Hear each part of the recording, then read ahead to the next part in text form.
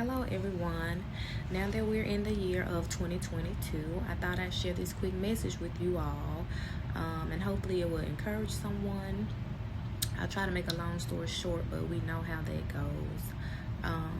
It was in 2019, and I had already made the decision to leave my job as an RN and go back to school for nurse practitioner.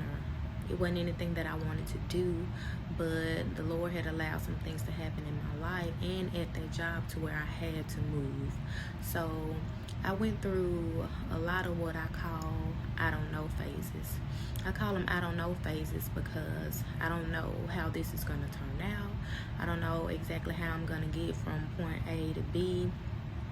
But I do trust God, and I believe that all things work out for the good of those that love the Lord, and the Lord wants us to be the head and not the tail. So what school are you going to? I'm going to UMC. Will you get accepted into UMC? I don't know. Will you be able to afford UMC? I don't know. I got into UMC. They told me I wouldn't be able to work while going to school full time. So how will you pay your bills? I don't know. But I do trust God. If he moved me in this direction, then I believe that he'll see me through it. So the first semester, I was only able to work maybe about 3 days. December of 2019, I went to work, probably my last day at the hospital. And there was this young lady there. She was working as an RN, but she was a nurse practitioner. And I think some of the staff may have made her feel uncomfortable because she was a nurse practitioner, but still working as a registered nurse. So during lunchtime, I talked to her and I told her that she didn't have anything to be ashamed of because that's something she's accomplished and she should be proud of that. I told her to take her time, do what she needs to do for her family, and the perfect job will come along. So don't ever feel bad about anything you've accomplished. Everything works out, but in God's timing. It was much more said, but I could see where I encouraged her, I helped her. She was very tearful, but she was appreciative of what I said. That same conversation also made me think about how I've heard how hard it is for nurse practitioners to find a job. I also worried about that myself. I'm in school right now for nurse practitioner, and I probably won't even be able to get a job when I get out. But for some reason, the Lord has led me in this direction. I'm here now, so I may as well continue. I heard so many times how many people have had to move out of state to find a job, that jobs were just limited as a nurse practitioner. But anyway, I continued.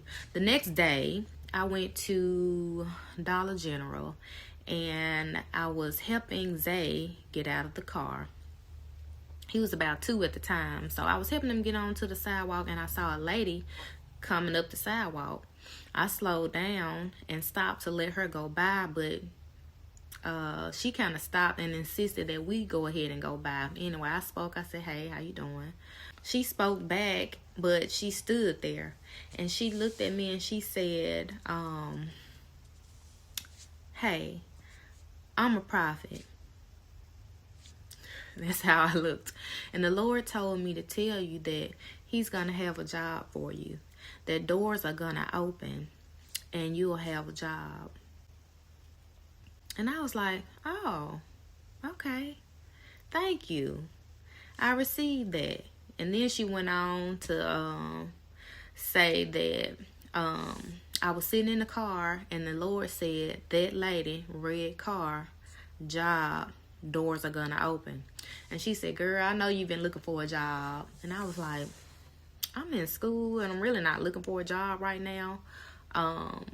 But if we understand how the Lord gives messages, he'll give a message for someone to deliver. But sometimes we have the tendency to put whatever we want on it or to put our 2 cents in. Like she said, "Girl, I know you've been looking for a job." The Lord didn't tell you to say all that. But because I understand that, I still receive what you said. And I said, the only thing I could think of was yesterday when I was talking to the young lady about the job and the job as a nurse practitioner, and I worried about finding a job myself. I felt like that was the Lord's way of telling me, hey, don't worry. I brought you here for a reason, and I'm going to have a job for you. I stood on that. I trust the Lord, and I stood on that, like people say, period. So I went on through school. All the time people would ask me, where are you going to work? You know what you're going to do when you finish school? You know what area you're going to work in? And again, I don't know. But I know the Lord told me that he'll have a job for me. And a lot of times I would just say, I really don't know, wherever the Lord leads me. So finished school, made it through all the red tape after you finish school, getting your license and all that stuff and all these different numbers and stuff like that. And it wasn't, I did like maybe 20 or more applications. Only one job responded, and probably hadn't even been like a good 3 weeks, and I took the job. The job seemed great. Like, it offered me way more than any other job will offer as a new grad nurse practitioner. I'm like, wow, this is, too good to be true. Worked there a couple of months, and some unforeseen things happened that I wasn't too fond of, and given the circumstances, I just couldn't stay there full time. So I became PRN, or that means whenever they need someone and whenever I'm available to work. In the meantime, me and my husband decided to get together and fast and pray for another job, a better job. And during our fasting and praying, the Lord said, hey, reach out to this job. And I said, well, I've already reached out to that job more than one time, and I hadn't heard anything back. So why do I need to reach out again? The Lord also sent someone and said, hey, why don't you reach out to this person? And I said, okay, I'll reach out to that person and just see what happens. I understood that things won't always work out. And it may not have anything to do with you, but it's all a part of the process. And we have to trust God in that process. I said, Lord, you told me you had a job for me. You've showed me many times that you're faithful. You've already shown me that I can trust you. You've already shown me that you're a provider. So in this, I can't do anything but trust you. When I tell you the peace the Lord gave me was so unexplainable, it consumed me. It was still on my spirit. The Lord said, hey, reach out to that job again. And I'm like, well, Lord, I have already reached out, but I'm going to go ahead and be obedient and just reach out again. So I went ahead and reached out again, and I wasn't even able to get a hold of anyone. Nothing was accomplished, I felt like, with that phone call. And I'm like, that was such a waste of time. Anyway, a couple of days later, the lady called back, and the Lord had began to set me up and get me acquainted with all the right people, to the point to where she was like, hey, we want you out here.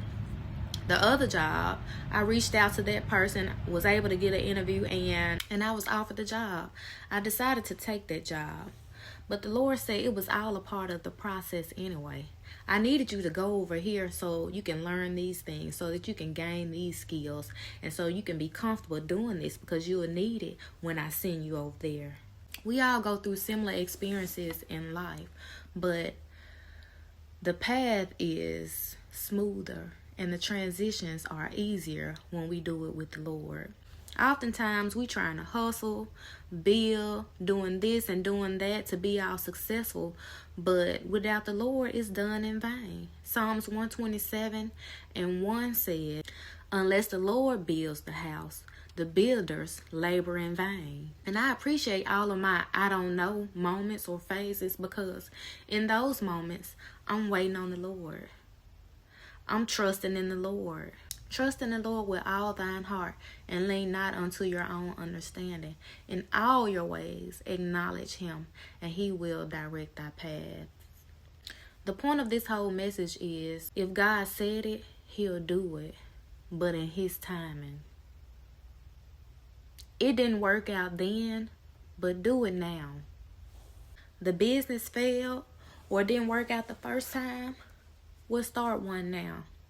I didn't get accepted into school, we'll apply now. I didn't pass my test, we'll take it now. I've tried all this before. The Lord says, try it now.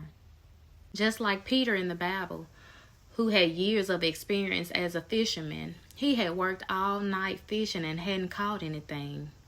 Jesus came and said, cast your nets on the right side of the boat. Peter said, well, Lord, I've toiled all night and I haven't caught anything. But Jesus said, cast your nets on the right side of the boat. And when Peter cast his nets on the right side of the boat, his nets overflowed with fish. So I challenge each of you all for the year 2022 and moving forward. Cast your nets out now on the right side, Jesus' side. Be blessed.